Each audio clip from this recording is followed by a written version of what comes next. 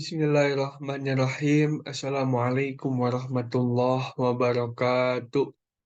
Innal hamdalillah nahmaduhu wa nasta'inuhu wa nastaghfiruh wa na'udzu billahi min syururi anfusina wa min sayyiati a'malina may yahdihillahu fala mudhillalah wa may yudlilhu fala hadiyalah.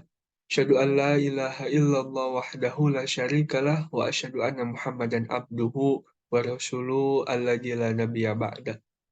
Yang pertama, mari kita panjatkan puji serta rasa syukur kita kepada Allah, yang mana Allah masih memberi nikmat kepada kita selaku umat Nabi Muhammad, dan yang paling utama-utama nikmat adalah nikmat iman dan nikmat Islam. Salawat dan salam tidak lupa kita limpahkan kepada junjungan kita, yakni Habibana wa Nabiyana wa Rasulana Muhammad Shallallahu Alaihi Wasallam, kepada keluarganya, kepada para sahabatnya, para tabi'in, dan juga insya Allah syafaatnya sampai kepada kita semua selaku umatnya. Di video kali ini, saya membuat video untuk memenuhi tugas UAS dari pelajaran Masail Fikih, yaitu tentang hukum menggunakan pemutih kulit dalam Islam. Nah, langsung aja ke materi.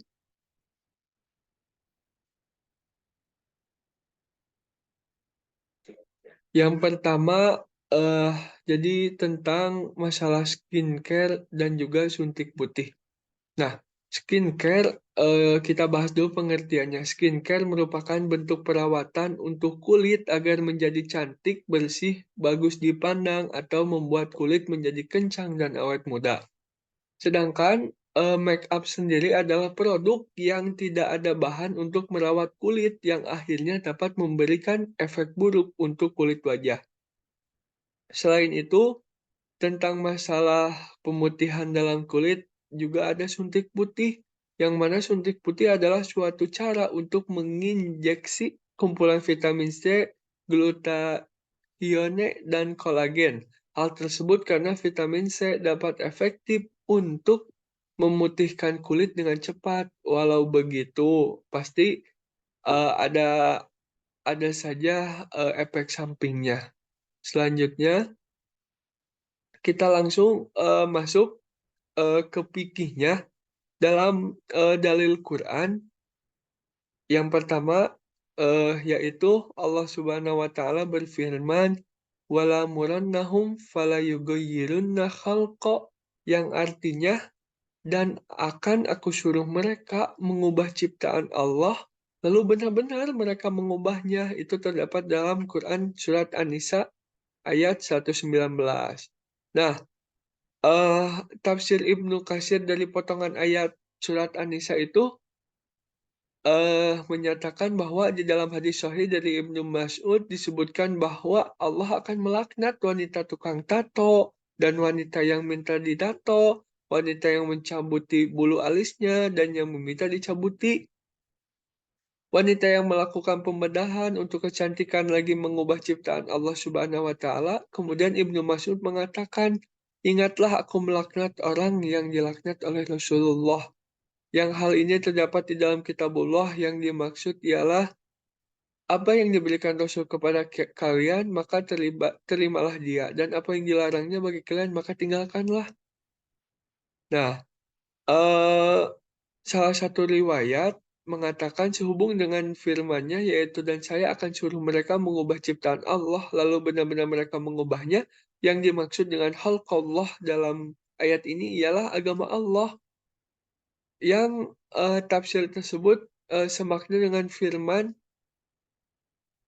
maka hadapkanlah wajahmu dengan lurus kepada Allah, tetaplah atas fitrah Allah yang telah menciptakan manusia menurut fitrah itu. Tidak ada perubahan pada fitrah Allah. Menurut surat Ar-Rum ayat 30, penafsiran orang menjadikan masdar sebagai kata perintah, yakni janganlah kalian mengganti fitrah Allah, dan serulah manusia untuk kembali kepada fitrah mereka. Seperti yang disebutkan dalam sebuah hadis dalam kitab Sahih dari Abu Hurairah, yang menceritakan bahwa Rasulullah SAW pernah bersabda, setiap anak dilahirkan atas fitrah, maka hanya kedua orang tua lah yang menjadikan seorang Yahudi atau seorang Nasrani atau seorang Majusi. Nah, lanjut, kita ke dalil hadisnya. Yang pertama, diharamkan mengubah ciptaan Allah itu sebagaimana, hadis sahabat Ibnu Mas'ud radhiyallahu anhu berkata, "La'anallahul washimati wal mutashimati wal mutanammisati wal mutafallijati lil husnil mughayyirati khalqallahi."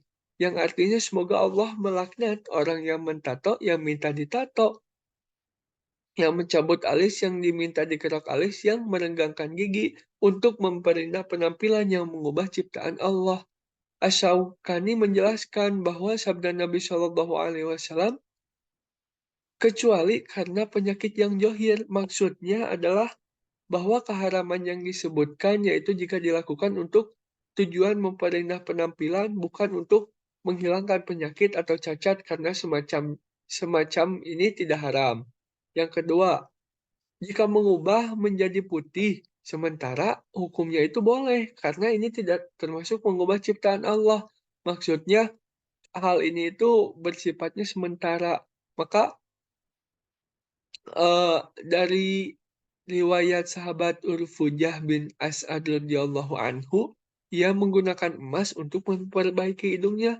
Padahal emas haram bagi laki-laki. Anahu usyiba anfuhu yaumal kalabi fil jahiliyah fatakhaja anfan min warikin fa'antana alaihi fa'amarahun nabiyyu sallallahu alaihi wasallam ayyatakhida anfan min dahabin.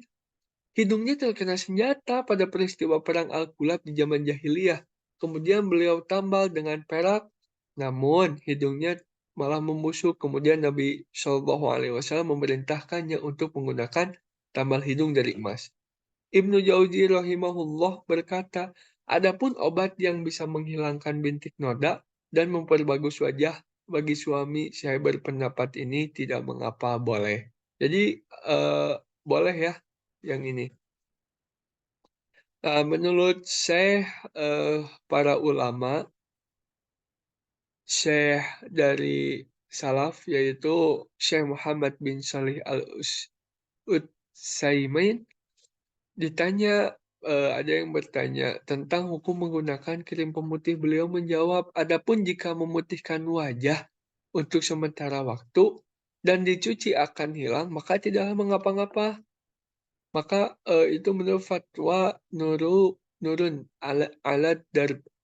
Nah, lalu ada yang bertanya lagi, akhir-akhir ini muncul obat yang membuat wanita putih bersih. Apakah mengonsumsi obat semacam ini terlarang karena mengubah ciptaan Allah?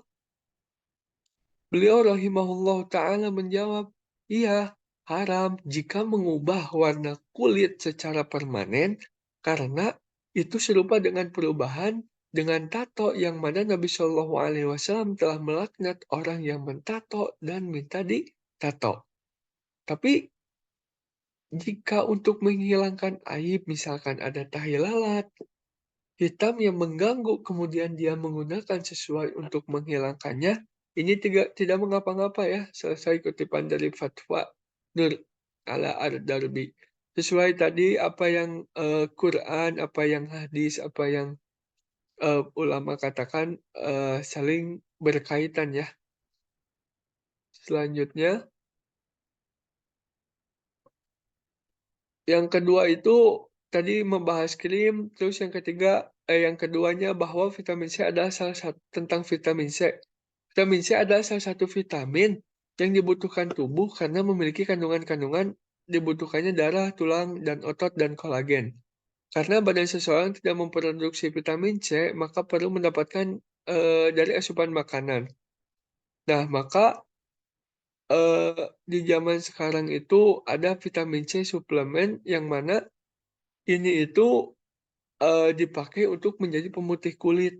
Nah, maka hukum asal mengkonsumsi berbagai vitamin dan sejenisnya adalah boleh, kecuali jika membahayakan badan, dan ini perlu konsultasikan dengan dokter spesialis, karena ada sebuah hadis sahih dari Nabi Shallallahu Alaihi Wasallam, la dororo wala diroro, tidak boleh mencela itu sendiri atau orang lain.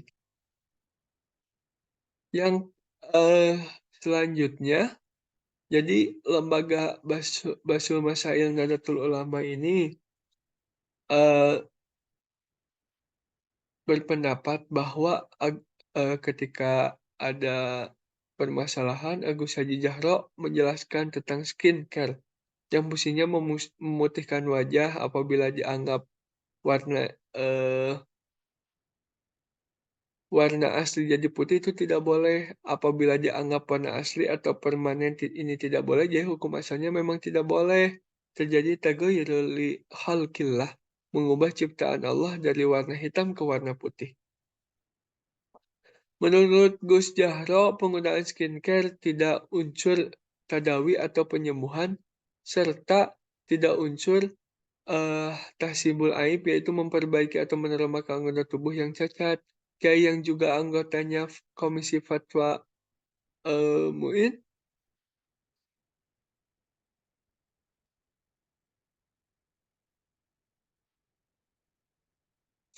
mohon maaf, Fatwa Majelis Ulama MUI Jawa Timur ini menjelaskan apabila perempuan yang belum mempunyai suami, artinya masih berpeluang untuk dibah oleh orang lain atau suami, dikhawatirkan si laki-laki tertipu dengan keglowingan yang ternyata palsu, ternyata memanipulasi karena memakai skincare atau memang asli permanen. Ini tidak boleh juga karena terjadi taghyir li khalqillah, itu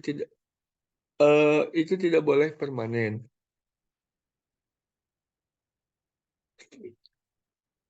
Guzara menggarisbawahi jika hanya sekedar memakai bedak tidak apa-apa, sebab tidak permanen, selanjutnya tidak diperbolehkan ketika udah mempunyai suami karena memang sudah tidak ada unsur tadlis. Di sisi lain ketika telah memiliki suami harus ada izin dalam penggunaan skincare karena dimungkinkan suami belum tentu rela terhadap perubahan warna kulit. Pada urusan-urusan kecantikan antara suami istri adalah mutlak kebutuhan suami, termasuk dalam bersolek hingga masalah ranjang menjadi suatu keniscayaan. Di masalah yang berkaitan dengan urusan kecantikan atau urusan ranjang, maka harus ada qaid, ada mendapat izin dari suami. Selanjutnya, terakhir, maka disimpulkan bahwa mengubah putih untuk selamanya itu haram, karena mengubah fitrah Allah gitu, sebagaimana tadi, disebutkan tentang dalil Quran, dalil hadis, dan juga pendapat para ulama bahwa mengubah warna yang bukan fitrahnya gitu haram ya, nggak boleh dilakukan. Seperti contohnya menyuntikkan vitamin C ke dalam kulit untuk, agar si kita itu memiliki warna kulit yang putih, yang asalnya hitam jadi putih dan lain sebagainya, itu nggak boleh karena, eee, mengubah warna kulitnya itu secara permanen atau secara selama-lamanya. Nah, yang kedua itu mengubah menjadi putih, nah, yang sementara contohnya apa? Contohnya seperti menggunakan skincare, seperti, menggunakan bedak kayak gitu, itu hal yang boleh karena hal itu sementara dan sifatnya juga di luar. Jadi ketika, itu sementara, lalu ketika pagi menggunakan contohnya, terus, kita sholat nanti duhur, bedak itu kan menjadi luntur, maka, sementara itu boleh karena tidak mengubah fitrah kita, tapi kita menjaga kecantikan diri kita gitu. Nah, terkecuali ini itu bisa jadi haram apabila skincare atau bedak atau apapun itu mengandung hal-hal yang haram. Contohnya mengandung, minyak babi atau apapun hal itu tentang skincare tadi. Nah, ataupun segala hal yang di luarnya. Maksudnya dengan cara memperolehnya, kita dapat uangnya dari mana gitu kan, tiba-tiba membeli dan juga menggunakan uang haram, yang mana itu lalu kita menggunakannya mubazir dan juga untuk sombong, naudzubillah gitu ya.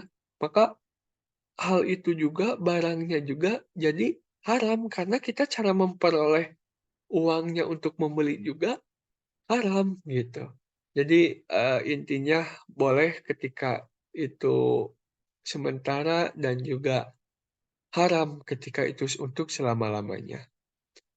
Baik, mungkin, sekian yang dapat saya jelaskan tentang, tadi tentang pemutih kulit dalam Islam untuk memenuhi tugas UAS saya tentang, masail fikih. Mohon maaf apabila ada salah kata. Akhirul kalam. Wassalamualaikum warahmatullahi wabarakatuh. Syukron.